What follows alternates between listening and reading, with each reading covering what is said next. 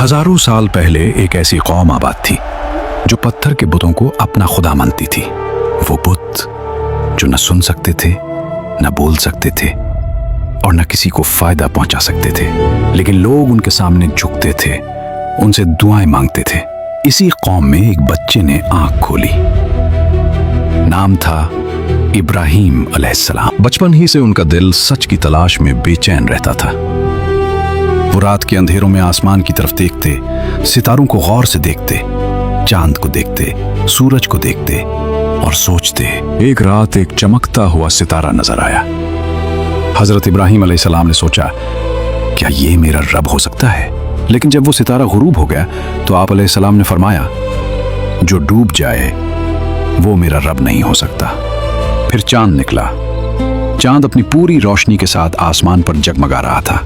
हजरत इब्राहिम अलैहिस्सलाम ने फरमाया, शायद ये मेरा रब हो। लेकिन सुबह होते ही चांद भी गायब हो गया। फिर सूरज निकला, रोशन, ताकतवर, चमकता हुआ। मगर शाम होते ही सूरज भी गुरूब हो गया।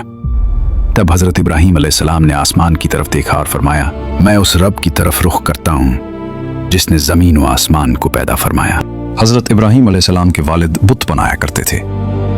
एक दिन हजरत इब्राहिम अलैहिस्सलाम ने निहायत अदब से कहा, अब्बा जान, आप इन चीजों की इबादत क्यों करते हैं जो न सुनती हैं, न बोलती हैं और ना ही किसी को फायदा दे सकती हैं? लेकिन यह बात कौम को पसंद ना आई। लोग हजरत इब्राहिम अलैहिस्सलाम से नाराज होने लगे क्योंकि वो अपने बातिल माबूदों के खिलाफ एक आवाज सुन रहे थे, हक की आवाज। एक दिन पूरी कौम शहर से बाहर मेले में गई। कौम ने हजरत इब्राहिम अलैहिस्सलाम से कहा, कल हमारी ईद का दिन है, जंगल में एक बड़ा मेला लगेगा, हम वहां जाएंगे, खुशियां मनाएंगे और अपने बुतों के लिए खाने तैयार करके छोड़ जाएंगे।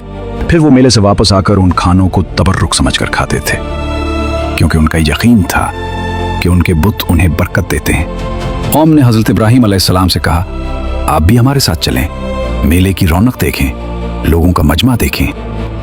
वो चाहते थे कि हजरत इब्राहिम अलैहिस्सलाम भी उनके बातिल अकीदे को कबूल कर ले। वो मजीद कहने लगे, वापसी पर आप हमारे बुतों की जीनत, उनकी सजावट और उनका हुस्न भी देखें। हमें यकीन है कि ये सब देखने के बाद आप हमें बुत परस्ती पर मलामत नहीं करेंगे। कौम की बातें सुनकर हजरत इब्राहिम अलैहिस्सलाम खामोशी से आसमान की तरफ देखने लगे। आप अलैहिस्सलाम ने सितारों की तरफ एक नजर डाली।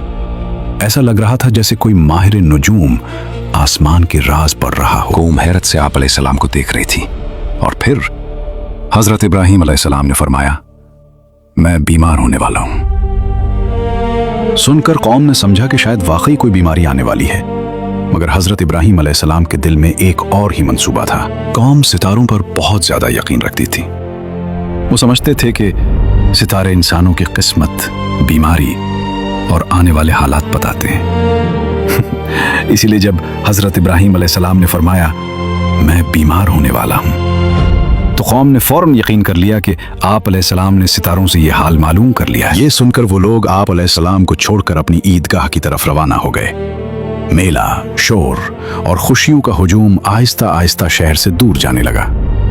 और वो हजरत इब्राहिम अलैहिस्सलाम को अपने साथ इसलिए न ले गए क्योंकि उनके बातिल अकीदे के मुताबिक बीमारी एक शख्स से दूसरे शख्स तक उड़कर पहुंच जाती थी। जब कौम के ज्यादातर लोग मेले की तरफ जा चुके और सिर्फ चंद कमजोर और आहिस्ता चलने वाले लोग बाकी रह गए, तो हजरत इब्राहिम अलैहिस्सलाम ने खामोशी से उन्हें जाते हुए देखा।